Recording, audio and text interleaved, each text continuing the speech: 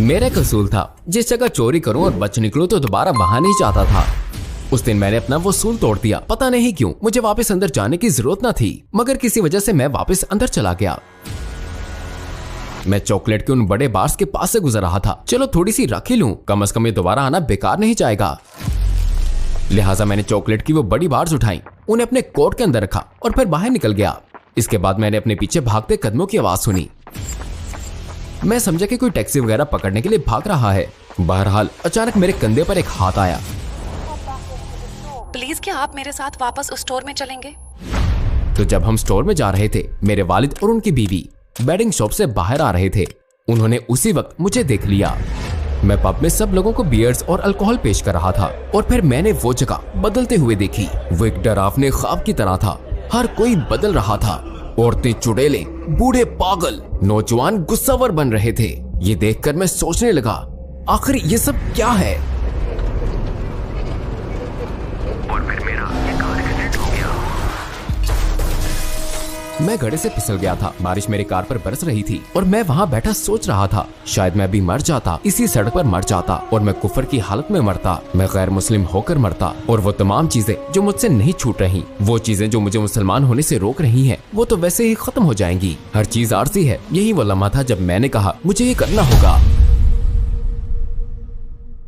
अस्सलाम वालेकुम भाई हमजा, हमें आपको अपने साथ देखकर बहुत खुशी हो रही है। मेरा पहला सवाल यह है कि हमजा मियात कौन है? क्या आप अपनी जिंदगी के बारे में मुख्तसरन बताएंगे? वालेकुम अस्सलाम। बुनियादी तौर पर मैं इंग्लैंड में पैदा हुआ। मेरी परवरिश साउथ वेल्स में हुई। मैं एक फाइनेंशियल एडवाइजर रह चुका हूँ। मैंने अक्टूबर 2001 में इस्लाम कबूल किया, जो 9/11 से 3 हफ्ते बाद का वाकया है।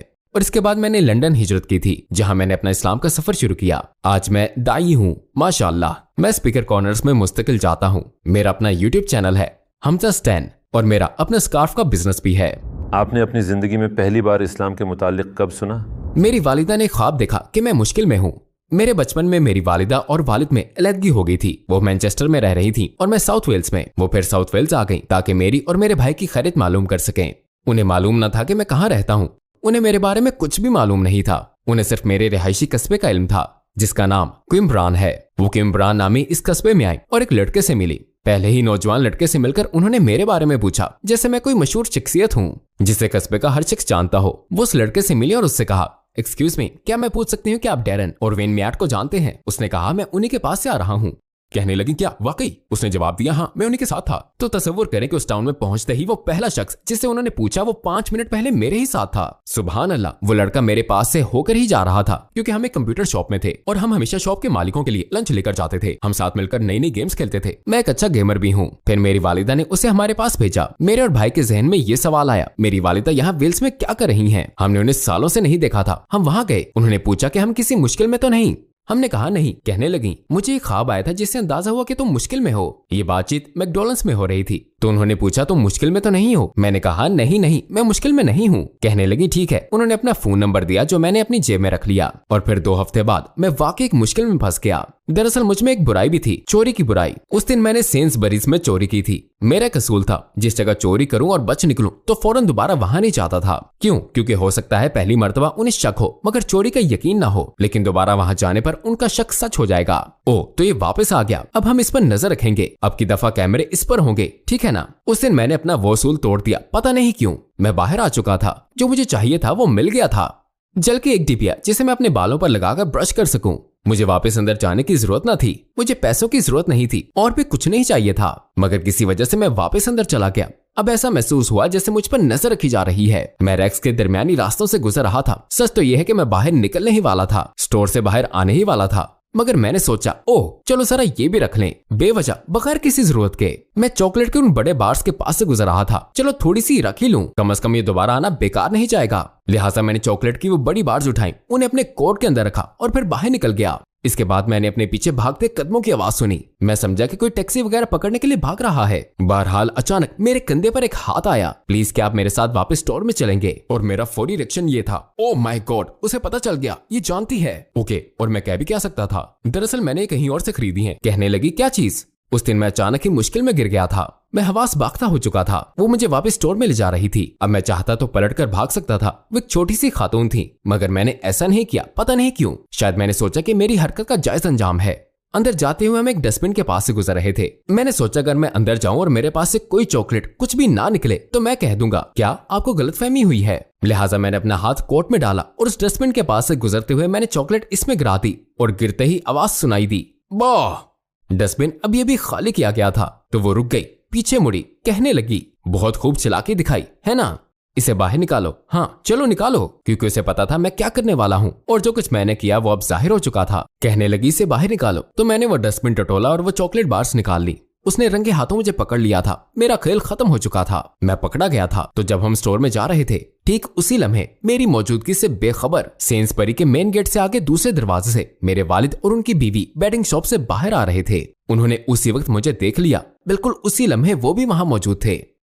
उन्होंने देख लिया था कि एक बड़ी उम्र की औरत मुझे पकड़कर अंदर ले जा रही है। वो लोग कुछ समझ ना सके कि डैरन इस बड़ी उम्र की औरत के साथ क्या कर रहा है, क्योंकि मेरी उम्र उस वक्त 15 साल थी।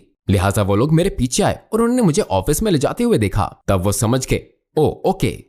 ऑफिस में किसी ने कहा कि इसके वालिदैन बाहर हैं। मैंने सोचा ओह नो। फिर जब मेरे वालिद अंदर आए तो उन्होंने मुझे घूंसा मारा। मैं शर्म से जमीन में गड़ा जा रहा था। मैं अपने खानदान के लिए रुसवाई और बदनामी की वजह बना था। मैंने सोचा अब मुझे क्या करना चाहिए। बहरहाल मेरी जेब में वो फोन नंबर मौजूद था जो मेरे पास इससे पहले कभी ना आया था, हाँ जो मुझे 2 हफ्ते पहले मिला था। मैंने इसे बाहर निकाला, अपनी वालिदा को फोन किया और कहा मैं मुश्किल में हूँ। उन्होंने कहा नो प्रॉब्लम, यहाँ आ जाओ, ट्रेन में सवार हो जाओ, अपने कपड़ों वगैरह की फिक्र ना करो, बस ट्रेन में बैठ जाओ, मेरे पास आ जाओ, मैं तुम्हें पिक कर लूंगी, हम तुम्हारा ख्याल रखेंगे, फिक्र ना करो। और जब मैं मैनचेस्टर आया तो मेरी वालिदा मुझे कपड़े दिलवाने ले गई। वो मुझे एक खास दुकान पर ले गई। वो मुझे कपड़े खरीदने के लिए किसी भी दुकान पर ले जा सकती थी, मगर वो मुझे उस खास दुकान पर ले गई। जब हम कपड़े खरीद रहे थे तो दुकान के मालिक से कहने लगी क्या आप इसे जॉब दे सकते हैं, ये बहुत ही अच्छा सेल्समैन है, इसे एक चांस देकर देख लें। और इसी तरह की बातें कही तो वो कहने लगा हम लड़कों को नहीं सिर्फ लड़कियों को मुलाजमत देते हैं। तो वो सिर्फ लड़कियों को, खूबसूरत लड़कियों को काम पर रखते थे ताकि ज्यादा लड़के कपड़े खरीदने आए, क्योंकि इस तरह उन्हें खूबसूरत लड़कियों से बातों का मौका मिल जाता था। मगर उसने मुझे चांस दे दिया। अल्हम्दुलिल्लाह वो मुसलमान था और ये पहला मुसलमान था जिससे मैं मिला, हाँ जिसके साथ मेरा गहरा ताल्लुक बना और इस्लाम को करीब से देखा। उसकी फैमिली से मिला, इंतहाई यकजा खानदानी निजाम का खूबसूरत कल्चर देखा जो मेरी जिंदगी में कभी रहा ही नहीं। मैं एक सफेद फार्म कौंसिल स्टेट में पला बड़ा था। हमें ऐसा फैमिली सिस्टम नहीं मिलता, सब आपस में यकजा, एक साथ खाना, दूसरे काम मिलकर करना, वालिदैन का फैमिली में अहम किरदार होना। वो फैमिली से कटकर नहीं रहते, तो वो ऐसा माहौल था और उन्होंने मुझे इस अंदाज से अपनी फैमिली में वेलकम किया जैसे मैं उन्हीं का हिस्सा हूँ। अब मेरा मतलब समझ रहे हैं, खाना पीना और मतलब पूरा माहौल, ये ऐसी चीज थी जिसका मुझे कभी तजर्बा नहीं हुआ था। इन चीजों ने मेरी चोरी की आदत छुड़वा दी उस शख्स से मुलाकात ने, और मैंने सोचा अब मैं चोरी नहीं करूंगा, हाँ क्योंकि मुझे इस चीज ने मुतासिर किया था और मैं ना समझ सका कि वो क्या एहसास था। वो लड़का मेरा दोस्त बन गया और मैं उसके पास मुलाजमत करता रहा। मैं वीकेंड पर उसके साथ काम करता था और मुझे एक फैक्ट्री में भी जॉब मिल गई थी। उस फैक्ट्री की एक मजेदार बात यह थी कि उसका नाम एम्प्लॉय था जो मजदूरों के लिए थी। गोया मैं वहां एक इम्तियाजी निशान था, सियासी और जिस्मानी तौर पर ठीक ठाक। मेरे इर्द गिर्द किसी को मिर्गी के दौरे पड़ते और किसी के साथ कुछ और मसला होता और मैं बिल्कुल सही सलामत शख्स था। तो एक दिन उस लड़के ने मुझसे कहा मेरे पास फुल टाइम काम करने आ जाओ, हम आपको फुल टाइम चाहते हैं, अब लड़कियों को नहीं रखेंगे, बस तुम्हारी जरूरत है। वो आया और मुझे कौरमा खिलाने ले गया, मुझे बिठाया और कहा देखो मैं तुम्हें इतने पैसे दूंगा, मैं तुम्हें तुम्हारी मौजूदा तनख्वाह से ज्यादा दूंगा, बस तुम मेरे पास काम करने आ जाओ। तो इस तरह से हम साथ चले। वो इस्लाम पर कुछ खास अमल नहीं करता था, मुझे उसकी तरफ से इस्लाम की दावत नहीं मिली, ऐसा कुछ नहीं था, हम सिर्फ दोस्त थे। और फिर उन्होंने अपनी दुकानें बंद की और वहां से मुंतकिल हो गए। हमने वीगन में कारोबार करना शुरू किया जो कि इंग्लैंड के शुमाल में है, जहां वो अपनी बीवी से मिला और मैं अपनी गर्लफ्रेंड से, और फिर हमारे रास्ते अलग हो गए। वो लंदन चला गया जहां उसका भाई वकालत की प्रैक्टिस कर रहा था और वो वहां जाकर उसका अकाउंटेंट बन गया। वो अब लंदन में है। वो लंदन में इस्लाम की दावा पा रहा है, या मुझे कहना चाहिए कि वो लंदन में नसीहत पा रहा है। वो अपना दीन सीख रहा है। मैं उसके पास जाता था, वो इस बारे में मुझसे बात करने की कोशिश करता था, वो अपनी सीखी हुई चीजें मुझे बताने की कोशिश करता और मैं उससे कहता ओके मैं सुन रहा हूँ। मगर जब बातें जरा ज्यादा बढ़ गईं, तो मैंने कहा देखो दोस्त, क्या तुम 5 वक्त की नमाज पढ़ते हो? क्योंकि मुझे मालूम था कि इस्लाम की बुनियाद है, अगर तुम नहीं पढ़ रहे तो किस्सा खत्म। 5 वक्त की नमाज अगर तुम नहीं पढ़ते तो दूसरे किसी अमल की कोई हैसियत नहीं है। मुझे नहीं मालूम कि मुझे ये बात कैसे पता चली, मगर मुझे ये मालूम था, लिहाजा मैंने उसे उस पर आजमाया। मैंने पूछा क्या तुम 5 वक्त की नमाज पढ़ते हो? और वो बहुत शर्मिंदगी से फर्श की तरफ देखने लगा और कहा नहीं 5 वक्त की तो नहीं। मैंने कहा देखो, जब तुम 5 वक्त की नमाज पढ़ने लगो तो फिर आकर मुझसे बात करना। जब तुम नमाज पढ़ोगे तब मैं समझूंगा कि तुम अपने दीन पर वाकई ईमान रखते हो, क्योंकि मैं तुम्हारे साथ ही बड़ा हुआ हूँ दोस्त। मैं जानता हूँ तुम इस पर ईमान नहीं रखते। जब तुम ईमान रखोगे फिर मैं सुनूंगा, कम से कम मैं एहतराम के साथ तुम्हारी बात सुन पाऊंगा। मगर जैसा कि मैंने कहा, मैं उसके पास जाता रहता था। और जब भी मैं उसके पास जाता तो उसके दोस्त वहां मौजूद होते थे और वो इस्लाम की उन चीजों पर बात करते जो हराम है। वो शराब पर और इस तरह की चीजों के बारे में बात करते। वो 5 जहर जो मैं लेता हूँ, ड्रग्स, अल्कोहल वगैरह। एक दिन वो अल्कोहल पर बात कर रहा था। उसकी बात मैंने सुनी, क्योंकि मैं हमेशा से दलील चाहता हूँ तो मैं सुन रहा था। और फिर मैंने कहा, तुम ठीक कहते हो दोस्त, अल्कोहल जहर है, मैं क्यों इसे पी रहा हूँ। और फिर मैंने अल्कोहल पीना छोड़ दिया, यानी इस हद तक। और ये मेरे साथ एक तजुर्बा हुआ था जिसने मुझे बताया कि मेरा ये अमल कितना ठीक है। मैं उस वक्त एक पब में काम कर रहा था, क्रिसमस ईव पर एक पब या बार में। ये क्रिसमस से एक रात पहले का जिक्र है। मैं शराब नहीं पी रहा था। मैं पब में सब लोगों को बियर्स और अल्कोहल पेश कर रहा था, मगर मैं खुद नहीं पी रहा था। मैं लोगों को अंदर आते देख रहा था। हाय, कैसे हो, सब खैरियत है। हर कोई खुश था, मुस्कुरा रहा था। और फिर मैंने वो जगह बदलते हुए देखी। वो एक डरावने ख्वाब की तरह था। हर कोई बदल रहा था। औरतें चुड़ैले, बूढ़े पागल, नौजवान गुस्सावर बन रहे थे। ये देखकर मैं सोचने लगा, आखिर ये सब क्या है। बहरहाल मैंने अल्कोहल पीना छोड़ दी थी और ये इस्लाम का मुझ पर पहला असर था।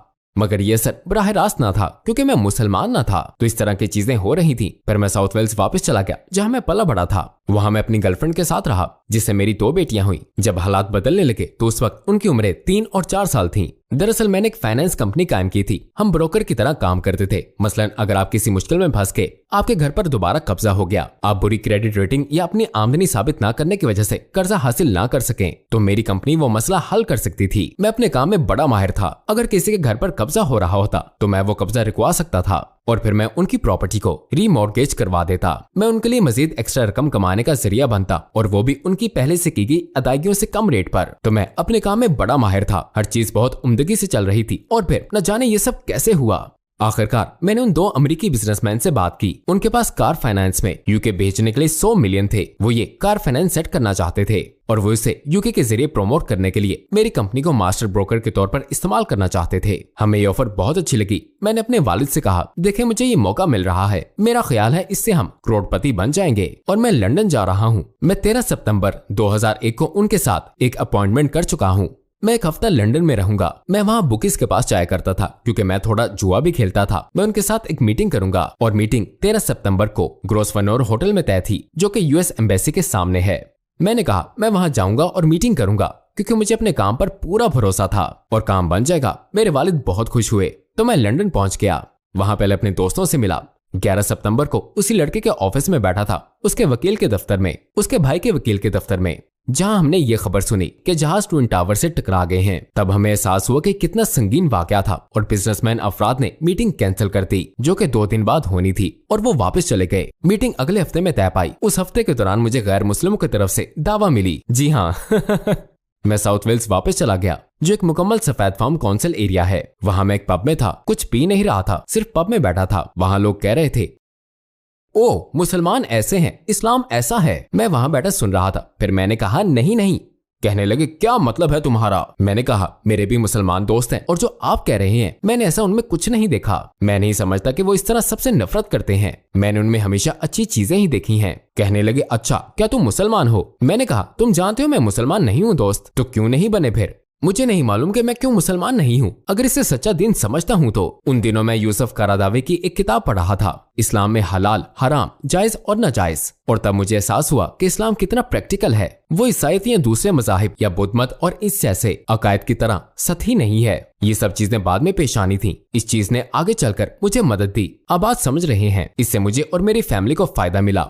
और जब मैंने अपने दोस्त से पूछा ये क्या है, उसने कहा ये इस्लाम है। तुम यूसुफ करादावी की ये किताब, कुरान, हदीस वगैरह की किताबें पढ़ो। बहरहाल मैं तब भी इन चीजों को सीख रहा था। तो मैंने उससे कहा, क्या तुम 5 वक्त की नमाज पढ़ते हो? उसने कहा, हाँ बिल्कुल, हम सब पढ़ते हैं। उसकी गर्लफ्रेंड या बीवी जिससे उसने शादी की थी वो भी नमाज पढ़ती और हिजाब पहनती थी। तो इन सब चीजों ने मुझे ज्यादा मुतासिर किया, मुझ पर बहुत ज्यादा असर हुआ था। मैंने कहा, तुम अब नमाज पढ़ते हो? उसकी बात सुनना मेरी जिम्मेदारी थी। मैंने कहा, वादा, मैं तुम्हारी बात सुनूंगा। और मैंने बात सुनी और महसूस किया कि इस्लाम ही सच है। इस पर मेरा पूरा यकीन है कि हमारी 3 फितरतें हैं। एक दिमाग में, हमारे सर में है, जो जहानत है, एक दिल है और एक नफ्स है। अगर आप इस्लाम को मुकम्मल तौर पर कबूल कर लें तो इन तीनों का इस पर मुत्तफिक होना जरूरी है। जहानत के लिहाज से आपको कायल होना पड़ेगा कि इस्लाम एक सच्चा मजहब है। आपको मुसलमानों से मोहब्बत हो सकती है और आप किसी चीज से ताल्लुक और वाबस्तगी रखना चाह सकते हैं। सब ठीक है, लेकिन आपको दिमाग लगाना पड़ेगा कि ये सच्चा मजहब क्यों है, वरना लोग आप पर सवाल उठाएंगे। अगर आप किसी बुरे मुसलमान से मिले तो आप में एक ख्याल आ सकता है, ओह इस्लाम बुरा मजहब है। अब आप समझ रहे हैं। तो मैं ज़हानत के लिहाज से कायल था कि इस्लाम सच्चा है, मगर इसके आगे क्या, अब आपको क्या करना चाहिए। बहरहाल मीटिंग एक हफ्ते बाद तय थी। ये पहला हफ्ता था। दूसरे हफ्ते मैं लंदन वापस गया और दोनों अमेरिकी बिजनेसमैन से मिला। मैं उस होटल में बैठा था और वो दोनों इधर उधर की बातें कर रहे थे और मैं बैठा सोच रहा था, अगर मैं मुसलमान हो जाऊं तो ये मीटिंग बेमकसद होगी। मैं ये बिजनेस नहीं कर सकूंगा, मैं ये काम नहीं कर सकूंगा। फाइनेंस, हाँ कार फाइनेंस, बिल्कुल। तो मैं सोच रहा था मैं ये नहीं कर सकूंगा, मैं अपने दूसरे बिजनेस भी नहीं कर सकूंगा। इस बिजनेस को बढ़ाने की तो भूल ही जाओ। तो मैंने वो डील जाया करती अज़म कर लिया कि चाहे अब जो भी हो दोस्त। फिर मैं साउथ वेल्स वापस चला गया। मेरे वालिद पूछने लगे क्या हुआ। मैंने कहा अरे इसे भूल जाएं। कहने लगे क्यों। मैंने कहा शायद मैं मुसलमान हो जाऊं। मगर मेरा दिल अब भी तैयार नहीं था और मेरे दिमाग में कुछ चीजें थी। बुनियादी चीज ये थी, अगर मैं मुसलमान हो गया तो मैं ऐसा लापरवाह नहीं रहूंगा। फिर मुझे इस्लाम पर पूरा अमल करना पड़ेगा, मुझे जिंदगी में इस्लाम अपनाना पड़ेगा और इससे हर मजा मेरी जिंदगी से निकल जाएगा। वाकई हर मजा। मेरी मिसेज वो कभी मुझे बतौर मुसलमान कबूल नहीं करेगी। हालांकि उसने भी मेरी वाली दावत सुन रखी थी, मगर वो कभी भी एक मुसलमान की बीवी बनना और बच्चों की परवरिश मुसलमान के तौर पर करना कभी कबूल नहीं करेगी। मुझे मालूम था कि ये सब हो सकता है। मैं अपना फाइनेंस का बिजनेस भी नहीं कर सकूंगा, ये भी मालूम था। इस सूरत में मेरे वालिद भी मेरे नहीं रहेंगे क्योंकि वो मेरे बिजनेस पार्टनर हैं। मैं उनका दिल और उनका ख्वाब तोड़ दूंगा। ये सब होगा। मैं अपने जुए की लत से भी खूब मजा लेता हूँ, ये भी छूट जाएगी। मैं इसे छोड़ना नहीं चाहता था। तो दरअसल ये ख्यालात मुझे रोक रहे थे। हालांकि मैं दलील से इस्लाम की सच्चाई मानता था। आप मुझे कोई इजाफी दलील नहीं दे सकते थे कि देखो बेटा इत्मीनान से इस्लाम की सच्चाई की ये वजह है। मैं यही कहता, हाँ मुझे मालूम है इस्लाम सच्चा है, मैं जान गया हूँ ये सच्चा है, बिल्कुल सच्चा है। मैं बस इसे कबूल करने के लिए तैयार नहीं हूँ क्योंकि मैं अपने पास मौजूद चीजें छोड़ना नहीं चाहता। मैं तैयार नहीं हूँ क्योंकि अगर ऐसा किया तो मेरी हर चीज छूट जाएगी। क्योंकि मैं अपनी गर्लफ्रेंड के साथ रह रहा था, लिहाजा मेरे रहने की जगह चली जाती। मेरे वालिद और बिजनेस, मुझे उन्हें भी अलविदा कहना पड़ता। मेरे पास आमदनी का कोई जरिया न बचता। तब मैंने अपने दोस्त को अपने खदशात बताए क्योंकि उसने पूछा था तुम इस्लाम कबूल क्यों नहीं कर रहे, तुम मानते हो कि इस्लाम सच्चा है, तुम्हें मालूम है कि हर चीज आरसी है, पर तुम इस्लाम कबूल क्यों नहीं करते। मेरी आमदनी नहीं रहेगी, मुझे ऐसी जगह रहना पड़ेगा जहाँ कोई दूसरा मुसलमान ना होगा, मेरा कोई दोस्त नहीं रहेगा, आमदनी नहीं रहेगी, मेरे पास कुछ नहीं बचेगा। मैंने कहा मैं आखिर कैसे, मैं खुद को सड़क पर नहीं ला सकता। उसने कहा नहीं, अगर ये चीजें तुम्हें रोक रही हैं तो फिक्र न करो, हम तुम्हारे साथ हैं, तुम मेरे पास आकर रहो, नो प्रॉब्लम। तुम लंदन आ सकते हो, मैं तुम्हें अपने घर में कमरा दूंगा, तुम वहां रह लो, नो प्रॉब्लम। कोई किराया देने की भी जरूरत नहीं, बस वहां का रह लो। और उसके भाई ने कहा अगर तुम्हें आमदनी चाहिए तो मैं तुम्हें जॉब दूंगा, आमदनी के बारे में परेशान ना हो, मैं तुम्हें जॉब दूंगा, तुम वकील के इस दफ्तर में ऑफिस मैनेजर के तौर पर मेरे लिए काम कर सकते हो। तो उन्होंने मेरे मसाइल को कम किया और फिर मेरा ये कार एक्सीडेंट हो गया। शुक्र अल्हम्दुलिल्लाह कोई संगीन चोट नहीं आई। मैं गड्ढे से फिसल गया था, बारिश मेरी कार पर बरस रही थी और मैं वहां बैठा सोच रहा था शायद मैं अभी मर जाता, इसी सड़क पर मर जाता और मैं कुफर की हालत में मरता, मैं गैर मुस्लिम होकर मरता और वो तमाम चीजें जो मुझसे नहीं छूट रही, वो चीजें जो मुझे मुसलमान होने से रोक रही हैं, वो तो वैसे भी खत्म हो जाएंगी। हर चीज आरजी है। तो यही वो लम्हा था, ये एक रूहानी इंकशाफ था। यही वो लम्हा था जब मैंने कहा मुझे ये करना होगा। मेरा दिल तैयार था। मैं अपनी गर्लफ्रेंड के पास गया और उसे सब कुछ बता दिया। वो कहने लगी मैं तुम्हारे साथ नहीं रहना चाहती। हाँ मुझे नहीं पता, अगर तुम मुसलमान हो गए तो मैं तुम्हारे साथ नहीं रहूंगी, मैं अपनी बच्चियों को मुसलमान नहीं बनाऊंगी। उसने मेरी बच्चियों को लिया और दोबारा वीगन चली गई। मैंने कहा ओके। फिर मैंने अपने वालिद से बात की और उन्हें बताया कि मैं मजीद ये बिजनेस नहीं कर सकता। मेरे वालिद मुझे समझना नहीं चाहते थे, उन्हें मुझसे दोबारा बात करने में शायद 15 साल लगे। तो ये सब कुछ हुआ, मैं लंदन आ गया और यही मेरी हिजरत थी। जब ये सब हुआ तो आपने क्या महसूस किया अपनी गर्लफ्रेंड, अपने वालिद के बारे में? सच्ची बात यह है कि गर्लफ्रेंड से ज्यादा सदमा मुझे अपनी बच्चियों का था। मैं आंसुओं से रोता था। इतना मैं अपनी जिंदगी में कभी नहीं रोया जितना उन्हें खुदा हाफिज कहते हुए रोया था, क्योंकि मुझे मालूम था अब उन्हें नहीं देखूंगा। मगर मैं जानता था कि अपनी नई जिंदगी शुरू कर रहा हूँ और इस बात को उनकी माँ कभी कबूल नहीं करेगी। मैं लंदन मुंतकिल हो रहा था जो साउथ वेल्स से 3 घंटे के फासले पर है और मैं नए सिरे से अपनी जिंदगी शुरू कर रहा था। तो इस्लाम कबूल करना मेरे लिए आसान न था, लिहाजा मैं देर करता रहा। हालांकि मैं मानता था कि इस्लाम सच्चा है, फिर भी मैं टाल मटोल करता रहा क्योंकि मैं ये सब चीजें छोड़ना नहीं चाहता था। ये मेरे लिए बहुत बड़ा धचका होता। और जब मैंने अपने वालिद को भी ये बात बताई तो जानता हूँ उनके दिल पर क्या बीती होगी। जब मैंने उन्हें बताया तो कहने लगे क्या तुम मजीद 6 महीने काम नहीं कर सकते? मैंने कहा डैड मैं 1 सेकंड भी मजीद नहीं कर सकता। मैंने कहा मेरा काम खत्म, देखें जो कुछ हमने अब तक किया है उसकी बदौलत रकम बैंकों में आ रही है, जो डील्स मैंने की हैं उनसे बिजनेस का सारा कर्जा उतर जाएगा, आप कर्ज के बोझ में नहीं रहेंगे। मगर मैं अब ये नहीं कर सकता। उन्होंने मुझे घर से निकाल दिया। मैं बाहर आया, कार में बैठा और लंदन चला आया। तो ये सब कुछ इतना आसान न था। सच्ची बात यह है कि गर्लफ्रेंड के हवाले से मैंने तन्हाई महसूस नहीं की। मुझे तन्हाई परेशान नहीं करती, मैं अकेला भी पुरसकून रहता हूँ। तो क्या मैं एक उमूमी सवाल कर सकता हूँ कि इन सब लोगों की जगह अल्लाह ने कैसे ली? ये इस्लाम के लिए एक आजमाइश थी, क्योंकि मुझे ये बताया गया था अल्लाह फरमाता है कि तुम जो कुछ भी अल्लाह की खातिर छोड़ोगे मैं उनसे बेहतर चीजें तुम्हें अता करूंगा। और मैंने इसका मुशाहिदा किया। मैंने देखा कि मैं पब जाता था जो लोगों से मुलाकात की एक इज्तिमा गाह है, इसके बदले मुझे मस्जिद मिल गई। माजी में जो लोग मेरे दोस्त थे वो अब मेरे भाई बन गए। जी हाँ, ये बिल्कुल। मैं इतवार को जुम्मे की रात को फुटबॉल खेलता था। मेरी गर्लफ्रेंड होती थी। अल्हम्दुलिल्लाह मराकश में मेरी शादी हो गई। अल्हम्दुलिल्लाह, यानी मेरी गर्लफ्रेंड मेरी बीवी बन गई। दोबारा मेरी 2 बेटियां हुई माशाअल्लाह। तो हर वो चीज जो मुझे छोड़नी पड़ी उसके बदले मुझे बेहतर चीज मिल गई। हर चीज लौटा दी गई अल्हम्दुलिल्लाह, यहां तक कि मेरा बिजनेस भी। उस बिजनेस से लेकर अब तक और भी ज्यादा बुलंद मकाम मिला, क्योंकि अगर मैं अभी वही बिजनेस कर रहा होता तो मैं 2008 में पूरी तरह नाकाम हो चुका होता, जब बहुत बड़ा क्रैश आया था और तमाम सब प्राइम लीडर्स फारग हो गए थे। मैं भी उसमें फंस चुका होता। आप समझ रहे हैं? तो अल्हम्दुलिल्लाह। अच्छा, नमाज रोजे की क्या सूरत हाल थी? आप कैसे? नमाज तो मैंने एक दिन में सीख ली थी अल्हम्दुलिल्लाह। मैंने सूरह फातिहा सीखी, ऐसा नहीं कि एक एक आयत सीखी। अल्हम्दुलिल्लाहि रब्बिल आलमीन नहीं, मैंने पूरी सूरह फातिहा एक दिन में सीखी और फिर मैंने अपनी रूहानियत का सफर शुरू किया। तो इस तरह सब चलता रहा।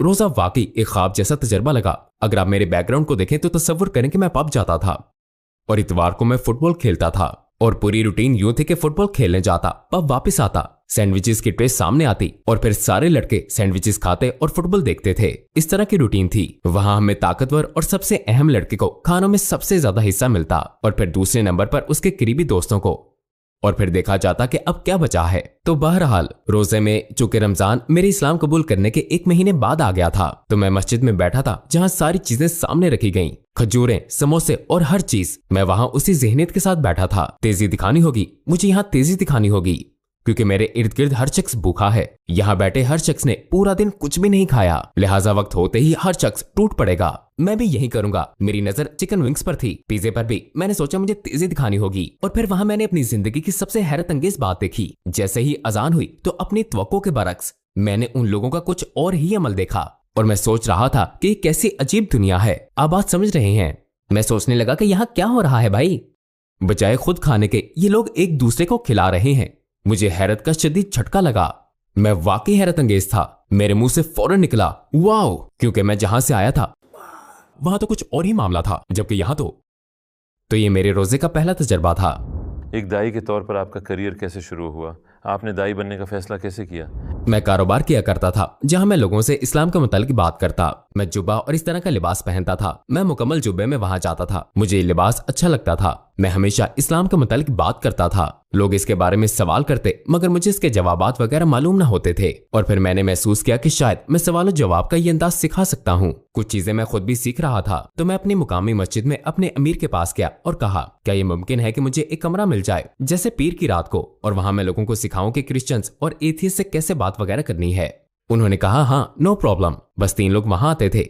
मैं अपने अमीर के पास गया और उन्होंने कहा, कोई नहीं आ रहा, मगर मैं कोशिश कर रहा हूँ। मैं सिर्फ 3 लोगों को सिखा रहा हूँ और कोई नहीं आ रहा। कहने लगे, कोई बात नहीं, अल्लाह ने उन लोगों को भेजा है, फिक्र मत करो, बस इत्मीनान से उन्हें पढ़ाते रहो। तुम बस अपना काम करो, अल्लाह अपना काम करेगा। तुम अपने काम पर फोकस करो और मुखलिस रहो, अल्लाह अपने बंदों को भेज देगा। और फिर माशाअल्लाह ये सब भी आए।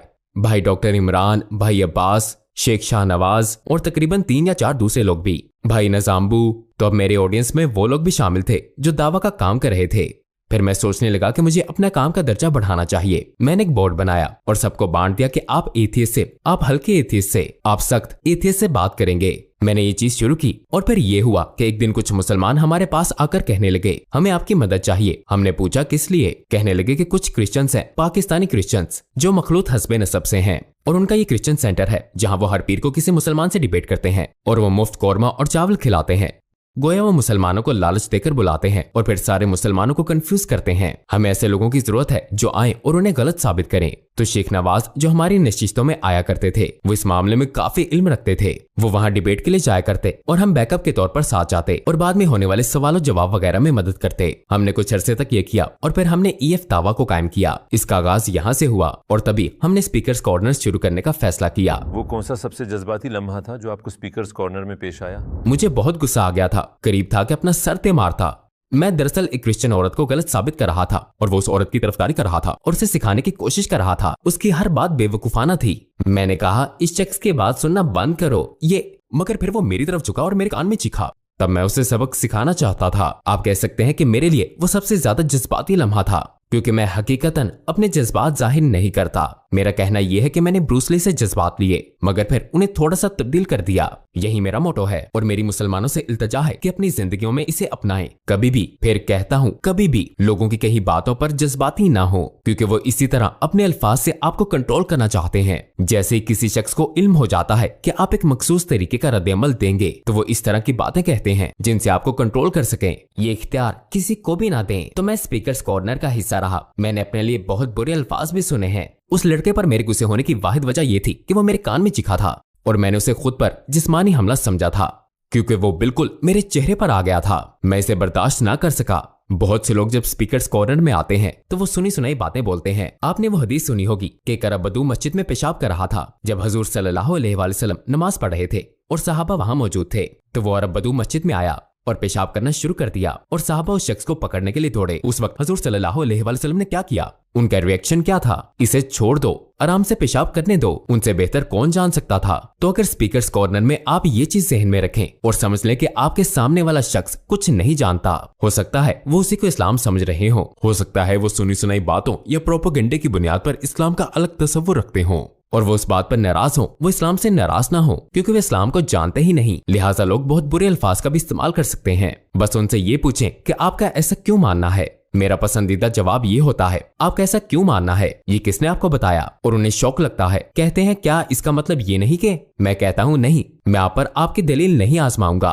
मुझे बस ये बताएं कि आप ऐसा क्यों कह रहे हैं और आपके ख्याल में ये गलत या सही क्यों है। और वो इन अल्फाज के आगे घुटने टेक देते हैं क्योंकि वो चाहते थे कि आप उनकी बात पर जज्बाती हों और आपके जज्बातीपन के जवाब में वो रिएक्शन दें। मगर जब आप उनकी बात पर जज्बाती नहीं होते और पलटकर उन्हीं से सवाल कर डालते हैं, आप ऐसा क्यों कर रहे हैं, आपकी इससे क्या मुराद है, तो वो हार जाते हैं क्योंकि उन्हें इसकी तवक्को नहीं होती। तो वो जज्बाती रिएक्शन देखना चाहते थे, क्योंकि जब वो पैगंबर सल्लल्लाहु अलैहि वसल्लम की तौहीन, अल्लाह की तौहीन, कुरान की तौहीन करते हैं तो सारे मुसलमान गुस्से में आ जाते हैं। यही तसव्वुर पाया जाता है कि हम इससे गुस्से में आएंगे तो गोया वो बेज़बान हाल कह रहे होते हैं, तो मुझ पर गुस्सा क्यों नहीं हो रहे। तो अल्हम्दुलिल्लाह मैं इस लिहाज से फौरन जज्बात में नहीं आता।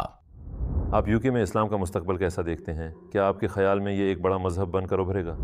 हाँ, 100% लोग रोजाना इसे कबूल कर रहे हैं। लोगों का मुसलमानों से तकरीबन रोजाना सामना होता है और अब वो बड़ी हद तक कल्चरल इस्लाम को नहीं बल्कि हकीकी इस्लाम को देख रहे हैं। यहाँ तक कि कल्चरल मुसलमान भी पक्के मुसलमान बनते जा रहे हैं। वो जान रहे हैं कि इस्लाम के साथ जोड़ी जाने वाली कल्चरल चीजों और हकीकी इस्लाम में बहुत फर्क है। और ये सोशल मीडिया का जमाना है, ये मालूमात का जमाना है और ये इस्लाम की एक खूबसूरती है। अब आपको सारी मालूमात मिल सकती है। जैसे मैंने कहा, बहुत से लोग इस तरह इस्लाम कबूल कर रहे हैं कि उनके इर्द गिर्द कभी कोई मुसलमान भी नहीं रहा। वाकई उनका इस्लाम के साथ वाहिद कनेक्शन ऑनलाइन दस्तयाबी, ऑनलाइन कम्युनिटी है। आजकल जब भी मैं लाइव स्ट्रीमिंग करता हूँ तो कोई ना कोई इस्लाम कबूल कर लेता है। हफ्ते के दिन मैंने एक लड़की को कलमा पढ़ाया। 2 महीने पहले माशाल्लाह एक अर्जेंटाइनी लड़की ने मुझे मैसेज किया था, मैंने अगले दिन उसे जवाब दिया और पिछले हफ्ते उसने इस्लाम कबूल कर लिया। एक पोलिश लड़के ने इस हफ्ते के दौरान मुझे मैसेज किया, मैंने उसे जवाब दिया और इतवार को उसने कलमा पढ़ लिया। जब भी हम लाइव स्ट्रीम करते हैं तो माशाल्लाह इसमें से लोग इस्लाम कबूल कर रहे होते हैं, यानी लोग इसमें दिलचस्पी ले रहे हैं।